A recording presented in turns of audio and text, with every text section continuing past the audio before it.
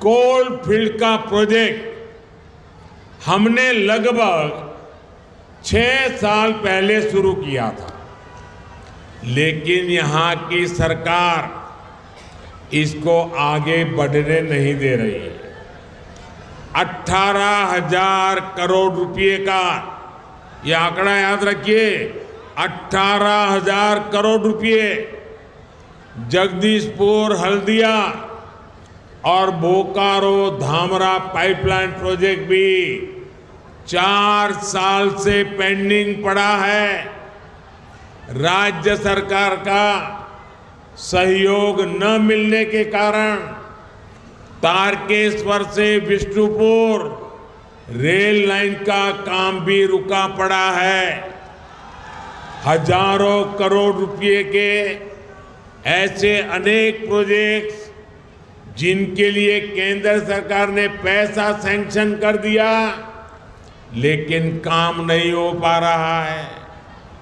यहां तक कि टीएमसी सरकार गरीबों के घर तक नहीं बनने दे रही है।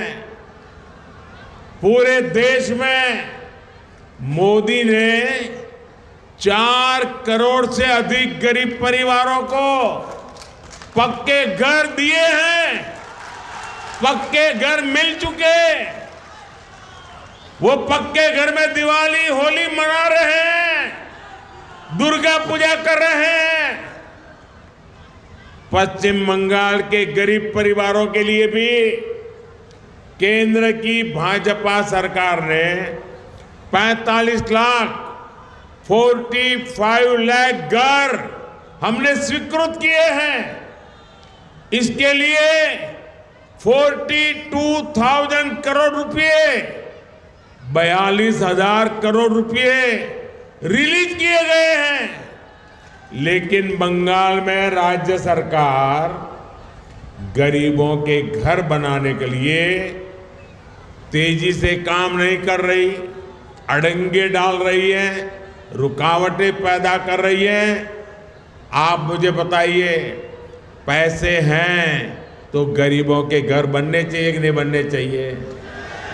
जल्दी से जल्दी बनने चाहिए कि नहीं बनने चाहिए? अच्छे से अच्छे बनने चाहिए कि नहीं बनने चाहिए? क्या ये टीएमसी वाले बना सकते हैं क्या? बना सकते हैं क्या?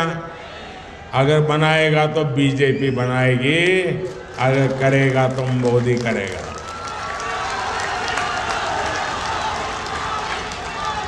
मेरी माताएं बहनें इतनी बड़ी तादाद में आई हैं, आपको मैं बताना चाहता हूं।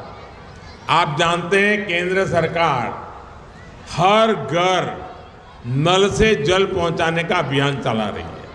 हर घर में पाइप से पानी पहुंचे लिए काम हो रहा है। 4 साल के भीतर ही पूरे देश में 11 करोड़ से ज्यादा नए परिवारों को पाइपलाइन से नल से जल की सुविधा मिली है। लेकिन हर घर जल देने के लिए पश्चिम बंगाल सरकार कछुए की रफ्तार से काम कर रही है। बताइए, ऐसे लोगों को माफ किया जा सकता है क्या? माताएं बहनें जो आपके घर पानी नहीं पहुंचने देते हैं, उनका दाना पानी बंद करना चाहिए नहीं करना चाहिए? करोगे क्या? आपके आशीर्वाद रहेंगे।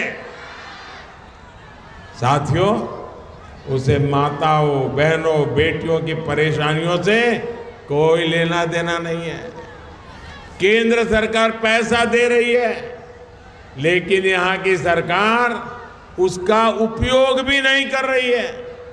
साथियों, हर उस योजना से जिससे गरीब का भला होता हो, टीएमसी सरकार उसके सामने दीवार बनकर खड़ी हो गई है।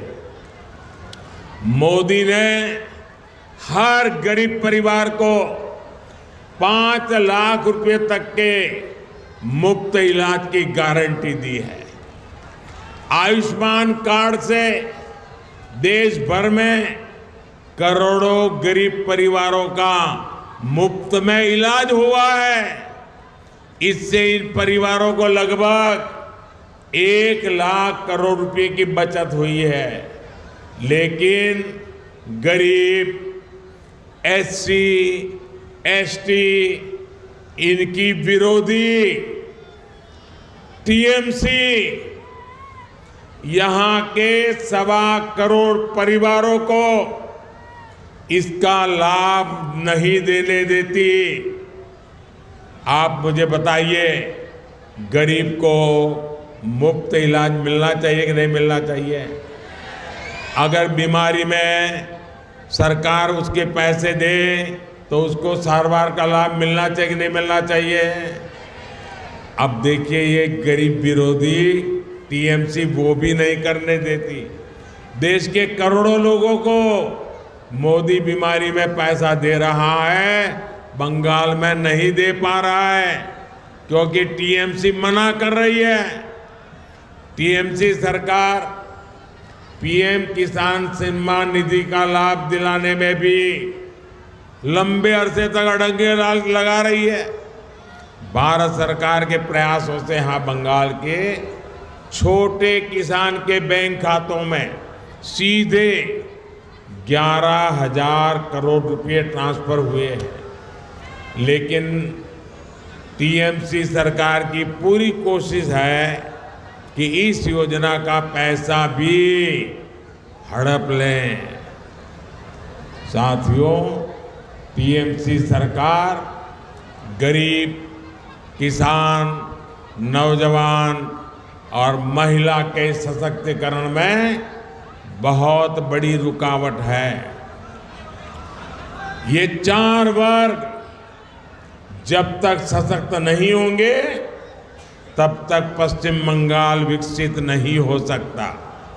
इसलिए आज केंद्र सरकार गरीब, किसान, नौजवान और महिला सशक्तिकरण पर सबसे ज्यादा जोर दे रही है।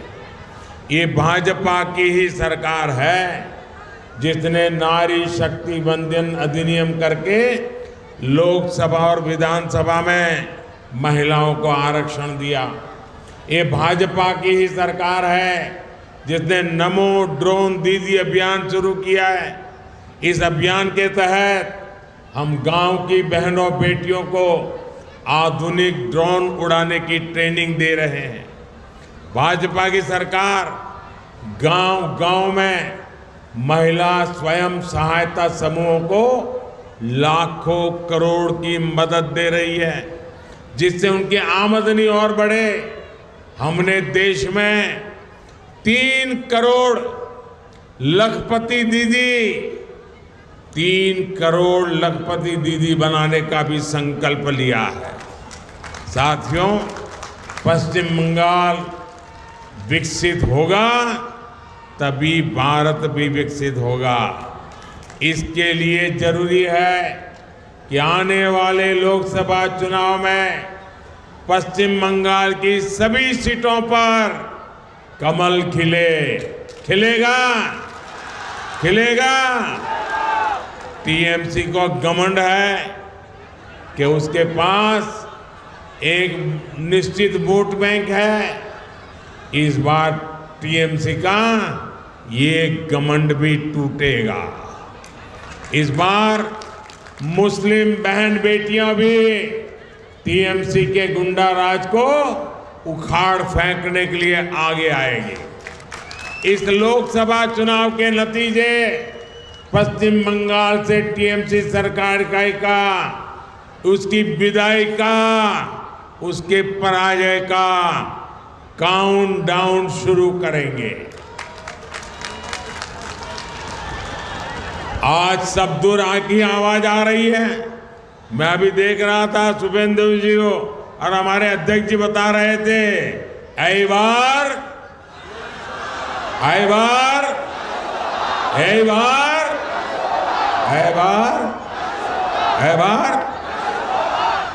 मैं आपका फिर आभार व्यक्त करूंगा कि आप हमें इतनी बड़ी संख्या में आशीर्वाद देने आए। आप अपने अपने गांव जाएंगे तो वहां सबको कहना कि मोदी जी ने प्रणाम कहा है। कहेंगे?